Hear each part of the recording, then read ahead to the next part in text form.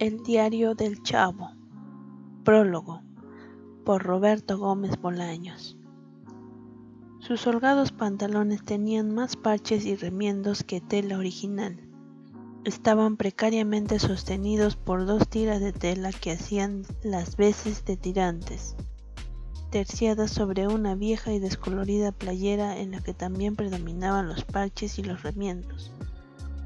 Calzaba un par de zapatos del llamado tipo marinero, que evidentemente habían pertenecido a un adulto, pero lo más característico de su atuendo era la vieja gorra con orejeras, las que en tiempo de frío le debían haber sido de no poca utilidad, pero que cuando lo conocí en pleno verano no hacían sino acentuar lo grotesco de su figura. «¿Grasa, jefe?», me había preguntado mostrando el cajoncillo de limpiabotas, y yo estuve a punto de responder que no, ya que mis zapatos se encontraban en bastante buen estado. Pero entonces surgió el presentimiento, ese algo que nos impele a tomar decisiones sin justificación aparente, de modo que respondí afirmativamente. Yo estaba sentado en una de esas hermosas bancas de hierro forjado que aún se encuentran en algunos parques de la ciudad. Él se acomodó en el banquillo portátil que formaba parte de su equipo de trabajo y comenzó a realizar su tarea con inusual entusiasmo. Entonces lo observé con mayor atención y al instante comprendí cuál había sido la razón que justificaba mi presentimiento. Aquel niño era la encarnación total de la ternura. Me costó mucho trabajo entablar conversación con él, pues era notorio que mis preguntas provocaban el natural recelo de quien está acostumbrado a recibir muy poco, casi nada diría yo, de los demás. «¿Cómo te llamas?», le pregunté. «Pues da lo mismo, ¿no?». «¿Qué es lo que da lo mismo?». «Que me llame como sea, de cualquier manera todos dicen que soy el Chavo del 8. «¿Cuál es tu edad?», seguí preguntando. «Mi edad son los años que yo tengo». «Por eso, ¿cuántos años tienes?». 8, creo». «¿Dónde naciste?». «No lo puedo recordar porque yo estaba muy chiquito cuando nací». Entonces dejé correr una pausa, intentando que fuera él mismo quien reanudara la conversación, pero resultó evidente que su timidez le impedía hacerla. Por tanto, yo también interrumpí el interrogatorio. Le di una buena propina cuando terminó de lustrar mis zapatos. Eso hizo que acudiera a sus ojos un brillo que antes había estado ausente y que se pusiera a bailotear al tiempo que exclamaba: «Con esto me puedo comprar una torta de jamón o 2 o 3». Y luego, pronunciando un rápido y entusiasta «gracias», levantó ágilmente sus arreos de trabajo y se lanzó corriendo a la calle, donde empezó a sortear el intenso tránsito de automóviles con esa destreza que solo tienen los niños pobres de las ciudades populosas. Luego, al tiempo que lo perdía de vista, aún alcancé a oír nuevamente las palabras que parecían mágicas: «torta de jamón». Y fue entonces cuando descubrí el cuaderno.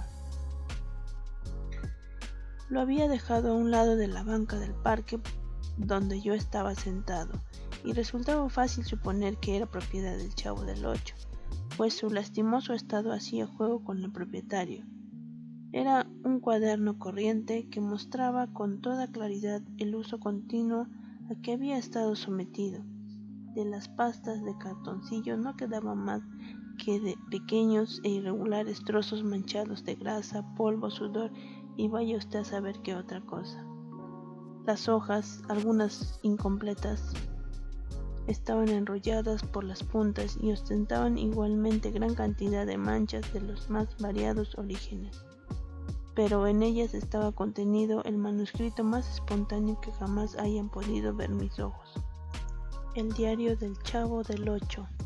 La primera vez que leí sentí el remordimiento de quien sabe que está violando la intimidad de una persona, pero lo leí por segunda vez y el sentimiento se fue convirtiendo en uno de inquietud, del cual pasaba después a la risa, la tristeza y el asombro.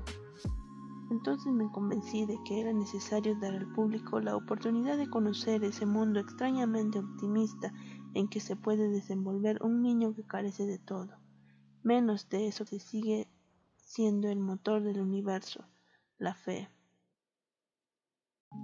Nota: como es lógico, el manuscrito tiene un sinnúmero de errores gramaticales, de sintaxis, etc. Por tal motivo me he visto precisado a corregir, pero procurando que en lo posible permanezca el sabor del original.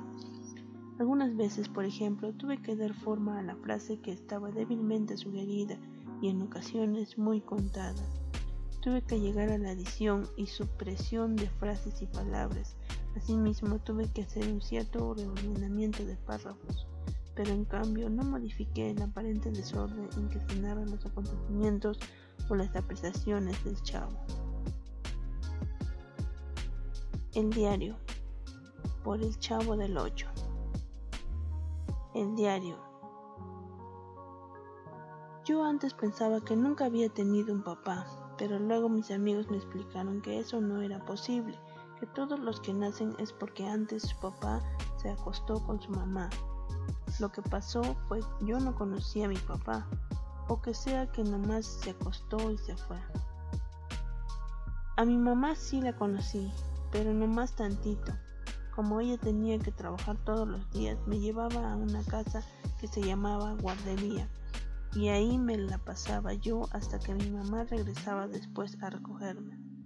Lo malo era que la pobre llegaba tan cansada de tanto trabajar que cuando decía que iba a recoger a su hijo le preguntaba: ¿cuál es? Y ella respondía: no sé, uno de esos. Y entonces le daban el niño que tenía más a la mano, y claro que no siempre le daban el mismo niño. O sea que lo más seguro es que yo no sea yo. Un día mi mamá no pasó a recogerme y los demás días tampoco. A pesar de todo, a mí sí me gustaría tener una mamá. Hay tantísimas que no sé por qué no me tocó alguna, aunque no fuera la mejor. Claro que hay muchas mamás que tienen varios hijos, pero hay otras que nomás tienen uno, como sucede con doña Florinda. O sea que Kiko tiene una mamá completa para él solito, y él muy tonto se porta mal y la desobedece, y yo le digo a Kiko que no sea tonto, que no la desaproveche. También me gustaría tener un papá, pero no como Rondamón, que es el papá de la Chilindrina, porque Don Damón pega mucho. Bueno, doña Florinda también pega mucho, pero no a su hijo. Ella nomás le pega a Rondamón. Rondamón es muy bruto y dicen que los hijos salen igual que los papás, pero no es cierto porque la Chilindrina no es bruta. En lo que sí es igual a su papá es en lo floja. Por eso no le gusta la escuela. También me gustaría tener una tía o un perro o algo. Recuerdo que hace mucho que me llevaron a vivir a una casa que era un orfelinato donde todos los niños éramos huérfanos. La encargada principal era la señora Martina, la cual siempre estaba de mal humor y les pegaba a todos los niños. A mí una vez me sacó sangre de la nariz y luego se enojó porque manché mi ropa con la sangre y después me castigó dejándome un día sin comer. Desde entonces yo puse mucho cuidado para evitar que me volviera a salir sangre de la nariz, y la única vez que me falló fue un día que me tropecé y fui a dar contra uno como escalón que había ahí. Pero la señora Martina no llegó a darse cuenta porque me fui rápidamente a los lavaderos y lavé mi ropa. Lo único malo fue que me tuve que volver a poner la ropa cuando todavía estaba mojada. Entonces ella me preguntó que por qué estaba mojada mi ropa y yo le dije que me había llovido. Pero ella me dijo que yo era un mentiroso, porque hacía 2 meses que no llovía y me castigó otro día sin comer. En el orfelinato había un niño más grande que yo, que se llamaba Chente y que era mi mejor amigo. Lo malo de Chente era que siempre estaba enfermo y así hasta que se murió. A veces iban al orfanato algunas señoras que revisaban a los niños. Luego escogían al que más les gustaba y se lo llevaban a vivir con ellas. Y yo tenía muchas ganas de que me escogieran a mí, pero siempre escogían a los más bonitos. O sea que yo nunca salí, porque yo estaba tan feo que cuando jugábamos a las escondidillas los demás niños preferían perder antes que encontrarme. Luego, como el tiempo pasaba y la señora Martina se iba haciendo cada vez más pegalona, yo pensé que lo mejor sería escaparme del orfelinato, pero nunca se me ocurrió la manera de hacerlo. Esto sucedía porque yo era tonto y por lo tanto me faltaba imaginación para que se me ocurrieran buenas ideas. Entonces ya tuve dos motivos para ponerme triste. Uno, el no poder escaparme, y dos, el darme cuenta de lo tonto que era. Y un día me puse tan triste que me solté llorando. Y cuando la señora Martina me preguntó que por qué lloraba, ya no tuve más remedio que confesarle que yo me quería escapar de ahí. Entonces ella dijo, haberlo dicho antes, y me abrió la puerta. Anduve caminando por muchas calles que no conocía. No eran calles muy bonitas como las que salen en las películas de la televisión, pero tampoco eran muy feas como otras que también se ven en la televisión. Pero lo peor de todo era el hambre que tenía, porque en esta vida lo más importante es comer. Por eso me metí al mercado donde había muchísimas cosas de comer. Lo malo era que yo no tenía dinero para comprarlas. Entonces pensé robarme algo, pero recordé que era pecado robarse las cosas, sobre todo cuando el dueño es otro. Por eso lo que hice fue pedir que me regalaran algo, y una señora me regaló 2 zanahorias, pero lo mejor fue al día siguiente, pues un señor me regaló una torta de jamón. No puede haber nada más bueno en esta vida. Había otro señor que también era muy bueno y me daba permiso de dormir en los carros que él cuidaba por las noches.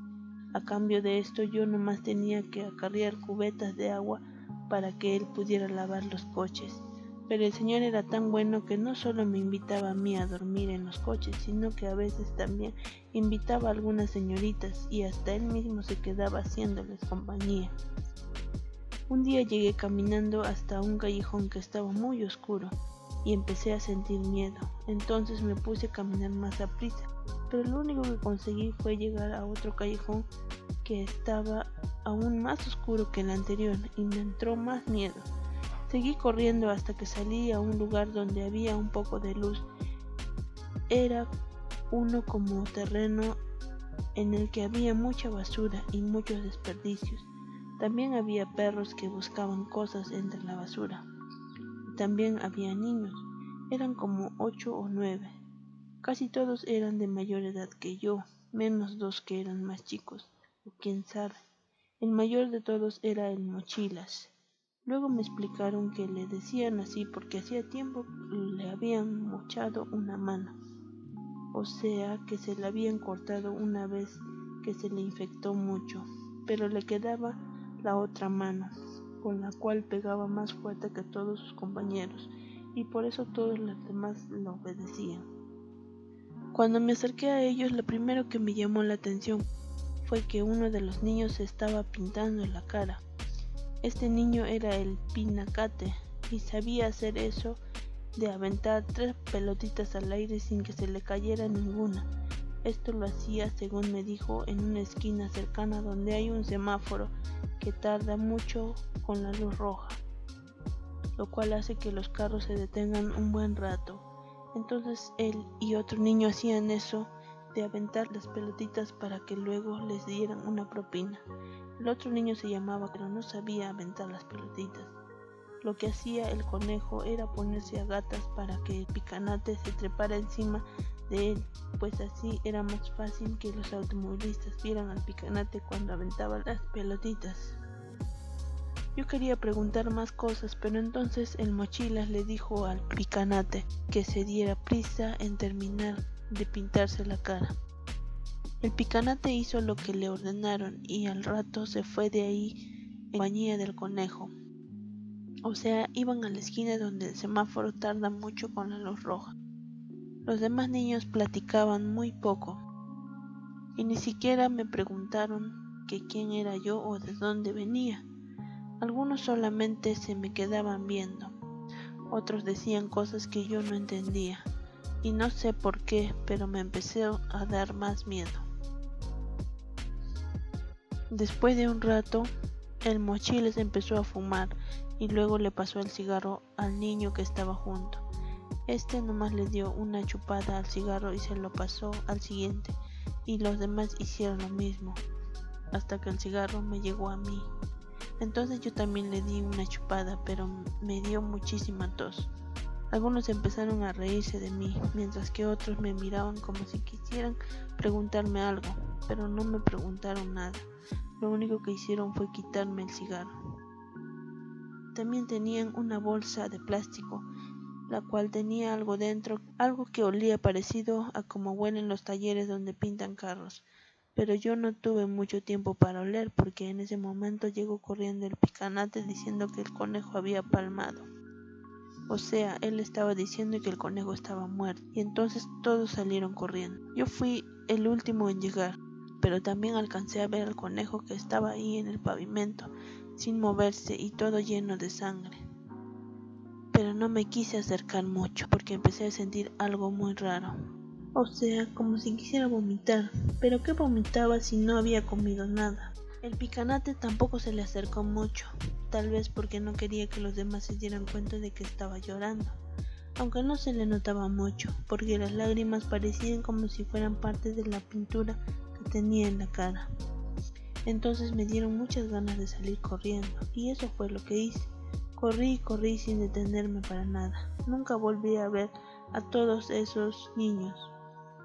O bueno, sí los he vuelto a ver, pero solamente en sueños. Y cuando esto sucede, siempre me despierto respirando fuerte y como si tuviera mucho frío. Un día iba yo por otra calle que no conocía, cuando empezó a llover mucho, entonces me metí a una vecindad, y entonces he vivido ahí. Primero me quedé en la vivienda número 8, en la cual vivía una señora muy viejita, la cual me dijo que yo le recordaba a un nieto que ella había tenido. A esta viejita del 8 le temblaban muchísimo las manos, por lo cual no podía hacer muchas cosas. Por eso yo le ayudaba, pero ella decía siempre, Dios tendrá que hacerme el milagro de que alguna vez me dejen de temblar las manos. Hasta que un día llegué a la vivienda y me di cuenta de que ya no le temblaban las manos y toda ella estaba quietecita, quietecita. Creo que la enterraron al día siguiente, pero poco después llegó otra persona a ocupar la vivienda número 8, por lo que yo me tuve que salir de ahí. Sin embargo, como ya tenía muchos amigos en la vecindad, un día me invitaban a quedarme a dormir en una casa y otro día en otra, y así hasta la fecha. Porque no es cierto que de que yo vivo dentro de un barril, como lo han dicho algunos. Lo que pasa es que yo me meto al barril cuando no quiero que los demás se den cuenta de que estoy llorando, y también cuando yo no tengo ganas de ver a los demás, o cuando tengo muchas cosas en que pensar. De todas maneras, la gente ya se había acostumbrado a llamarme el Chavo del 8, y así es como me siguen llamando todos.